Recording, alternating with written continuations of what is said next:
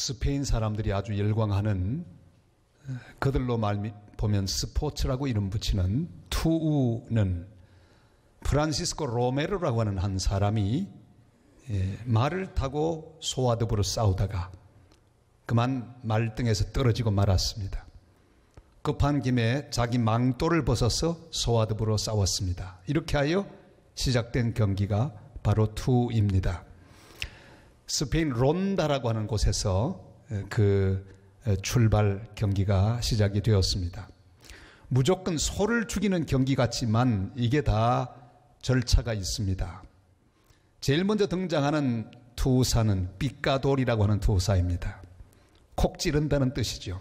그래서 이 창으로 소의 목덜미를 찌릅니다. 그러면 이 소의 기세가 꺾입니다. 한참 있다가 두 번째로 등장하는 그런 투사가 있습니다. 반데리제로라고.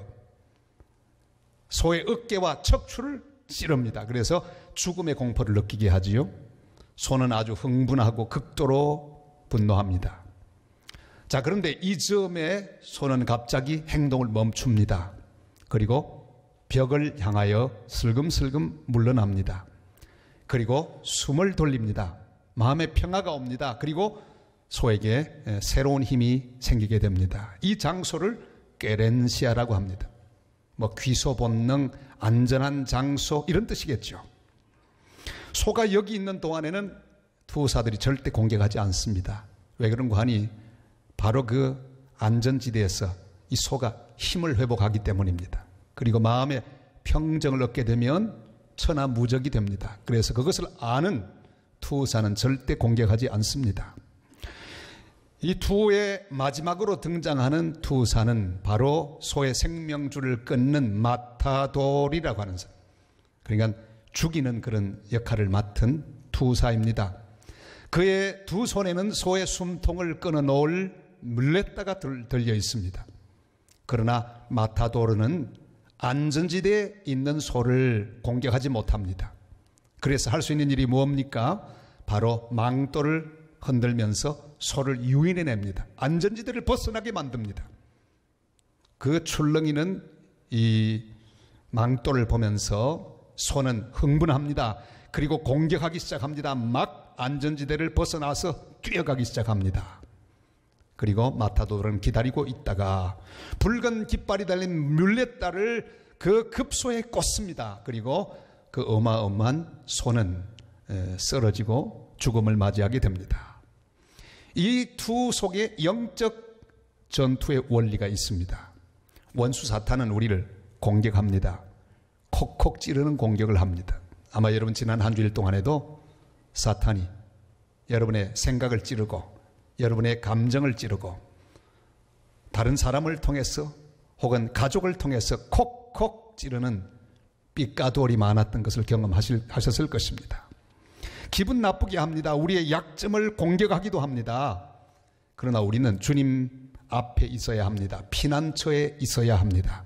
영적인 안전지대에 우리가 있어야 합니다.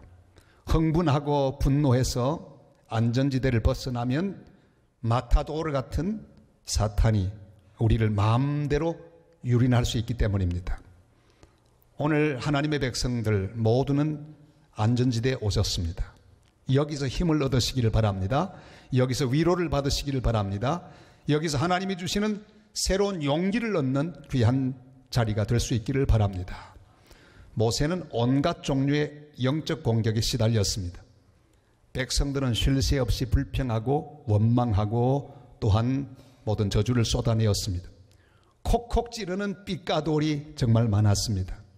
약점을 쉬지 않고 공격하는 반대리 제도도 많았습니다. 얼마 전에도 자기가 호렙산에서 십계명 받고 있는 동안에 이스라엘 백성들은 금송아지 우상을 만들어 거기 절하고 있었습니다. 그러다가 레위인들을 통해서 3,000명이 죽는 비극적인 사건도 있었습니다. 그러나 모세가 있을 가장 안전한 곳은 바로 여호와 하나님 앞입니다. 그는 오늘 이 불안하고 또한 힘든 시대를 사는 우리 모든 이 땅의 그리스도인들에게 또한 하나님의 백성들에게 귀한 답을 가지고 있습니다. 어떻게 하면 우리가 승리할 수 있을까? 그 답은 바로 진 밖에 있었습니다. 진 밖으로 나가는 것, 그것이 답입니다. 모세는 진 밖으로 나가서 회막을 쳤습니다. 우리 7절 말씀을 같이 읽겠습니다. 모세가 항상 장막을 취하여 진 밖에 쳐서 진과 멀리 떠나게 하고 회막이라 이름하니 여호와를 앙모하는 자는 다 진 바깥 회막으로 나가며. 아멘. 진 안에는 여러 가지가 있습니다. 병사들이 있습니다. 무기들이 있습니다. 수비를 위한 구조물들이 있습니다. 조직이 있습니다. 식량이 있습니다. 진 안에 여러 가지들이 다 준비되어 있습니다. 그러나 여러분, 진 안에는 답이 없습니다. 진 밖으로 나가야 합니다. 아무리 병사가 많아도 소용없습니다. 아무리 무기가 충분해도 소용이 없습니다. 아무리 돈이 많아도 소용없습니다. 그것으로 안전하지 않습니다. 아무리 완벽한 작전이 구상되고 있어도 그것으로 안전할 수 없습니다. 진 밖으로 나가야 합니다. 진 안에 있는 모든 것들과 분리되어야 합니다. 진 밖으로 나가서 오직 여호와 하나님만을 만날 수 있는 곳에 장막을 쳐야 합니다. 그곳이 바로 우리들의 안전지대이기 때문입니다. 여기서 우리가 영적 힘을 공급받을 수 있기 때문입니다. 우린 자꾸만 진 안에 머물기를 좋아합니다.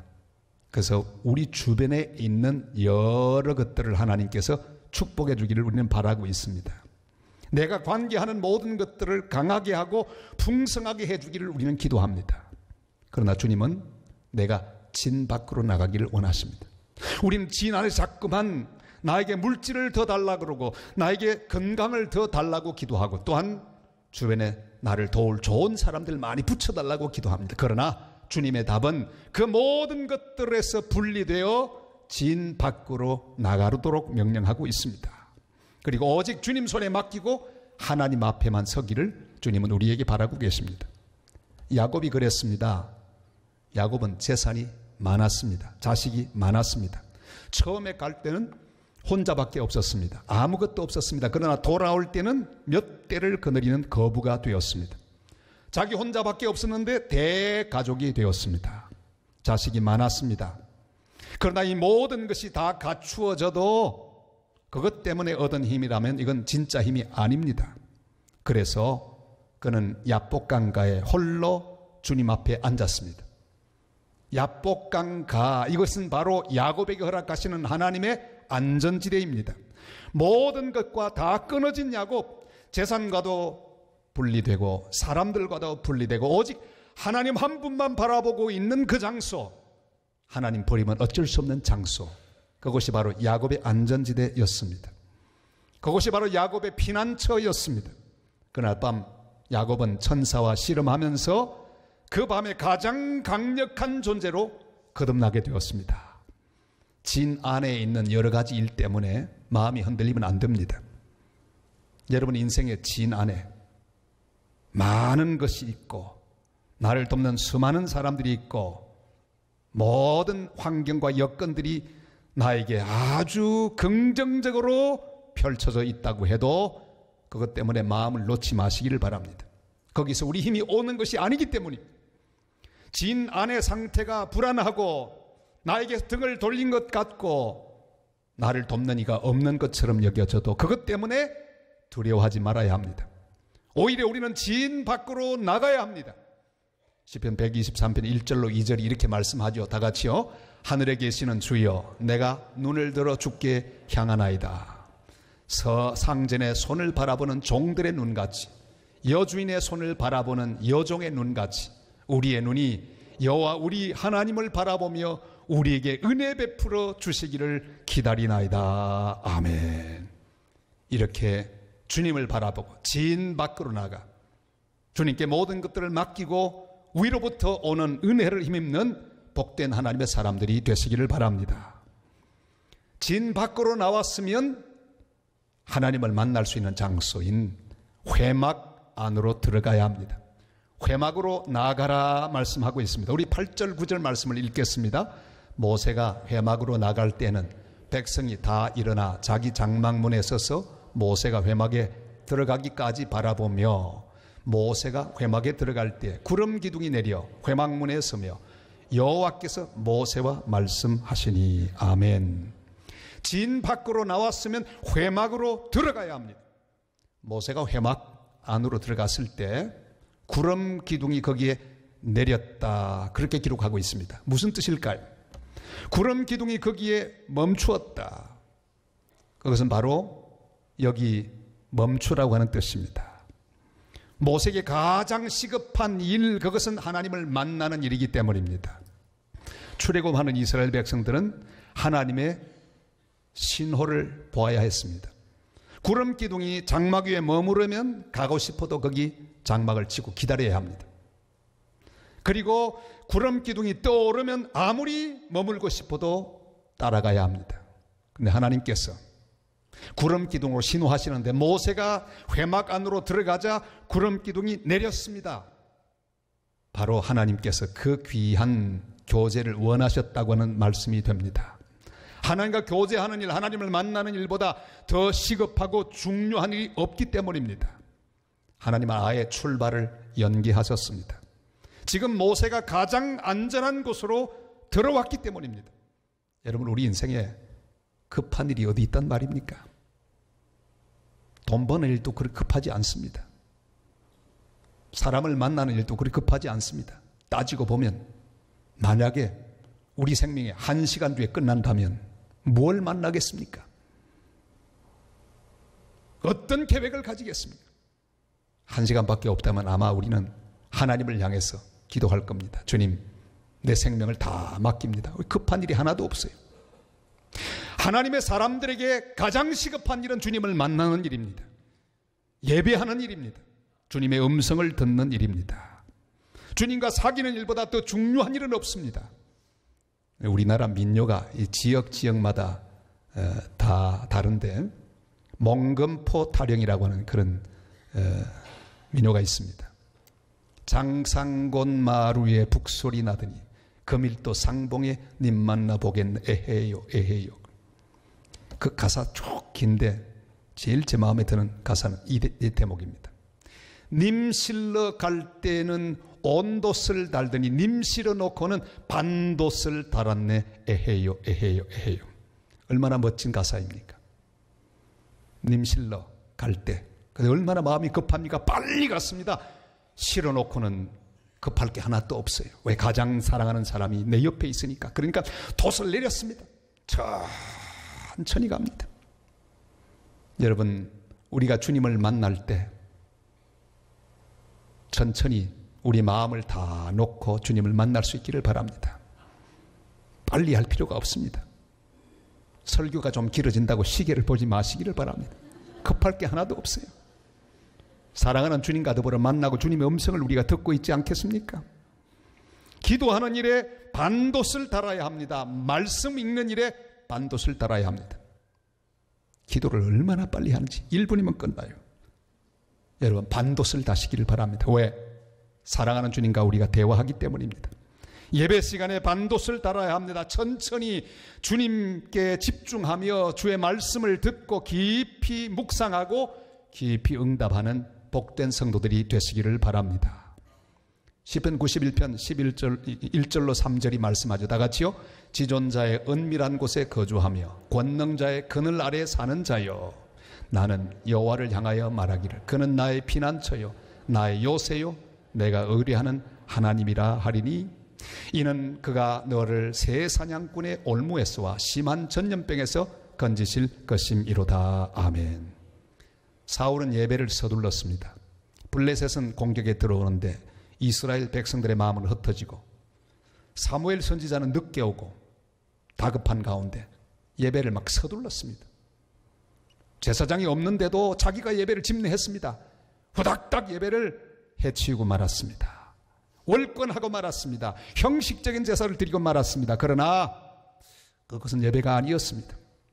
회방으로 들어간다고 해서 다가 아닙니다. 주님이 기뻐하시는 예배를 드려야 합니다. 내가 드러나면 곤란합니다. 주님의 음성을 들어야 합니다. 주님께 집중해야 합니다. 천천히 주님을 바라보고 주의 음성을 듣고 주 앞에 순종할 수 있어야 그게 예배가 아니겠습니까? 데이빗 딘이라고 하는 사람이 시편 23편을 묵상하다가 이런 자기 시편, 자기 현재 삶을 통해 쓰고 있는 시편을 이렇게 썼습니다. 여호와는 나의 목자시라. 하지만 내가 원한 전부는 욕망뿐. 그는 나에게 푸른 초장을 주셨건만 하지만 내겐 다른 곳의 초장이 항상 푸르게만 보이는 것을.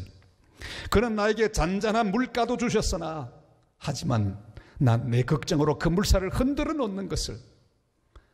그는 나를 의의 길로 인도하시는도다 그의 이름을 위해서. 하지만 난 이기적인 탐욕을 위해 달려갈 뿐이라. 내 자신의 이름을 위하여 이제도 난 사망의 음침한 골짜기를 지나는도다. 두려워하는 자신을 발견하면서 그는 나에게 지팡이와 막대기를 주셨건만 난 왠지 그의 도움을 원치 않았다네. 그가 날 위해 베푸신 상도 원수들이 이미 먹어치운 것을 하여 그가 채워주심을 거절한 내 손에 자는 빈잔이라네. 나의 평생의 선하심과 인자하심이 정녕 나를 따른다 하심을 기억하면서도 여호와는 나의 목자시나 하지만 난 원치 않았다네. 나의 길도 그의 지팡이도 그 잔잔한 물가도 하여 난 그의 집에 더 이상 거하지 못하고 내 스스로 만든 자아의 감옥에 거하고 있다네. 주님, 이제라도 날 눕게 하소서. 내 영혼을 소생시키소서. 내가 파놓은 이 함정에 안거하지 않게 하옵소서. 오 주님, 이런 나임에도 불구하고 내 목자가 되소서. 이제야 난 내가 필요로 함이 당신인 줄 아옵나이다. 오 주님, 내 도움이 되어 주옵소서.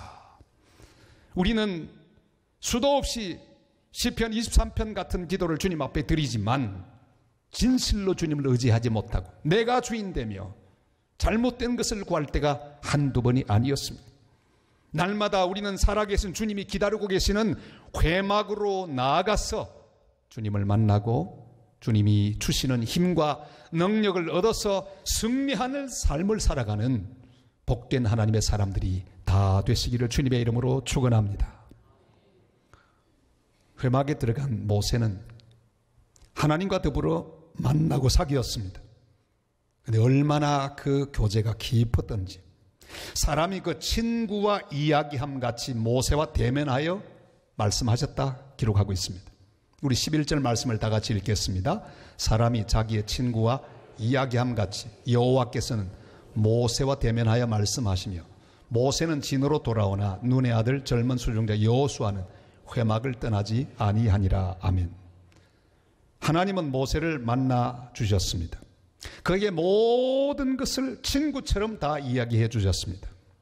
모세도 하나님께 자기 하소연을 친구처럼 다 했습니다. 여러분, 친구를 만나면 얼마나 좋습니까? 친구를 만나서 오랫동안 자기 속에 있는 이야기를 다 털어놓으면 마음이 시원해집니다. 그런 친구가 있었습니까? 제게도 그런 친구가 있습니다. 만나면 밤을 꼴딱 새면서 얘기해도 시간이 언제 가는지 몰라요. 그런 친구 하나만 있어도 얼마나 귀하겠습니까? 모세는 하나님 앞에 친구처럼 털어놓습니다.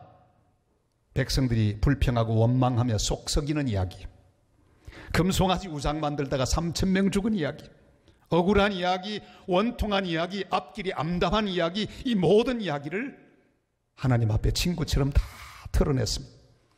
우리는 바로 이런 친구 같은 교제를 회복해야 합니다. 주님을 만나면 가장 가까운 친구를 만나서 털어놓는 것보다 더 귀한, 더 간절하고 더 열린 마음으로 주님께 나의 모든 것을 아뢰어야 합니다. 주님과 친구처럼 대화하며 기도해야 합니다. 주님은 우리에게 이렇게 말씀하셨습니다. 우리 요한복음 15장 15절 말씀 다 같이 읽습니다. 이제부터는 너희를 종이라 하지 아니하리니 종은 주인이 하는 것을 알지 못함이라. 너희를 친구라 하였노니 내가 내 아버지께 들은 것을 다 너희에게 알게 하였음이라. 아멘.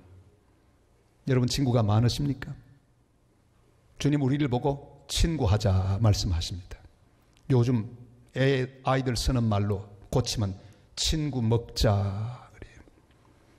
여러분, 친구가 되시기를 바랍니다. 객지 친구는 한 4살까지는 친구할 수 있습니다. 한 1살, 2살 적다고. 그걸 뭐 동생으로 생각하지 마시고 친구로 여기십시오. 제게도 나이가 1살밖에 안 적은데 보고 꼭 형이라고 부르는 사람이 있습니다. 친구로 부르면 좋겠는데 제 친구 중에는 저보다 한 3살, 4살 많은 친구들도 있습니다. 제가 그 친구들을 친구로 대하면 얼마나 기분 좋아하는지 몰라요. 주님은 우리를 친구로 여기십니다. 나하고 친구하자 그렇게 말씀하고 계십니다. 런던 타임즈에서 한 번은 친구에 대한 정의를 현상 모집하게 되었습니다. 여러 친구에 대한 정의가 모였는데 그 가운데 1등, 2등, 3등 한 것 말씀드리려고 합니다. 우선 3등부터 얘기할까요? 친구란 기쁨은 더해주고 슬픔은 나누는 자라. 얼마나 멋진 정의입니까? 친구, 진짜 친구를 만나면요 기쁨이 배로 됩니다. 근심은 반으로 또 줄어듭니다. 나누다 보니까 걱정, 근심은 줄어듭니다. 슬픔도 줄어듭니다. 그런데 이 땅에는요 정반대 친구들이 많습니다. 만나면 근심이 배로 늘어나요. 자꾸만 부추기기 때문에. 또 만나면 내 속에 기쁨이 반으로 막 줄어듭니다. 왜? 자꾸 시기 질투하고 더 복잡해져요. 그런 친구들 여러분 사귀지 마시기를 바랍니다. 2등은 뭡니까? 2등은 친구란 한 보따리의 동전이라 그랬어요. 땡글랑 땡글랑하고 여러 종류가 있지만 진정한 친구는요 다 받아줍니다. 모든 사연을 들어주고 전부 받아줍니다. 딸랑딸랑 시끄러워도 전부 받아줄 수 있는 친구. 1등은 뭘까요? 친구란 온 세상이 나에게 떠날 때, 다 나를 버릴 때 내게로 오는 자. 그렇습니다. 그게 진정한 친구죠. 다 버려도 절대로 버리지 않는 그 사람이 진정한 의미의 친구일 것입니다. 이런 친구들이 있으십니까? 우리는 이 세상 속에 이런 친구를 만난다면 얼마나 좋을까요? 그러나 세상에서 우리가 만나는 친구 중에 이런 친구들은 만나기 어렵습니다. 다 그래서 친구에 대하여 실망할 때가 한두 번이 아닙니다. 사람은 끝까지 믿을 수 있는 존재가 아닙니다. 주님은 아마도 모세에게 이렇게 말했을 것입니다. 모세야, 내가 너를 이해한다. 속 많이 상했지? 억울했지? 많이 외롭지? 그러나 걱정하지 마라. 그리고 오늘 이렇게 분명히 말씀하십니다. 14절 말씀 우리 다같이 읽겠습니다. 여호와께서 이르시되 내가 친히 가리라. 내가 너를 쉬게 하리라. 모세야, 내가 함께 가마. 내가 너의 곁에서 네 모든 사정을 다 이해하고 받아주며 너를 위하여 도와주고 너와 더불어 슬픔을 나누고 너의 기쁨을 더 많게 해주는 그런 친구로 너와 함께 갈 것이다. 너는 쉬어라 말씀하고 계십니다. 우리를 안심시키는 친구이십니다. 우리의 모습 그대로 받아주시는 친구이십니다. 그리고 우리를 쉬게 하는 친구이십니다. 요즘 애들 쓰는 말로 토마토 친구란 말이 있습니다. 무슨 뜻일까요?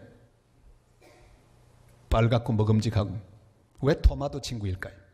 토마토, 앞으로 해도 토마토, 뒤로 해도 토마토, 변함없는 친구란 뜻이죠. 여러분, 우리 주님만 토마토 친구입니다. 변하지 않는 친구, 언제나 우리를 사랑하는 친구, 언제나 우리를 이해하는 친구, 늘 곁에 계시고 우리를 위하여 모든 것을 하실 수 있는 친구. 그 친구의 초대를 받아 오늘도 이 안전지대에서 예배하는 우리들은 행복한 사람들입니다. 세상 친구들은 우리를 가끔 실망시킵니다. 변합니다. 때로는 질투하기도 합니다. 친구 잘 되는 것 질투하는 친구들도 참 많아요. 우리의 힘을 빼앗기도 합니다. 그러나 우리 주님 예수 그리스도는 영원히 변함없는 친구이십니다. 이 친구가 오늘 우리를 초대하고 계십니다. 마태복음 11장 28절로 30절 말씀 다 같이요. 수고하고 무거운 짐진 자들아 다 내게로 오라. 내가 너희를 쉬게 하리라. 나는 마음이 온유하고 겸손하니 나의 멍에를 메고 내게 배우라. 그리하면 너희 마음이 쉼을 얻으리니 이는 내 멍에는 쉽고 내 짐은 가벼움이라 하시더라. 아멘. 부활하신 주님은 우리의 영원한 친구이십니다. 그는 우리를 붙들어 주기를 원하시는 친구이십니다. 힘 주기를 원하십니다. 우리의 영원한 안전지대는 주님 앞밖에 없습니다. 날마다 진 밖으로 나와서 회막으로 나가십시다. 예배의 자리, 기도의 자리, 말씀의 자리로 나가십시다. 거기서 기다리시는 주님을 만나서 친구와 이야기함 같이 대화하며 사귀며 교제하는 성도들이 되시기를 바랍니다.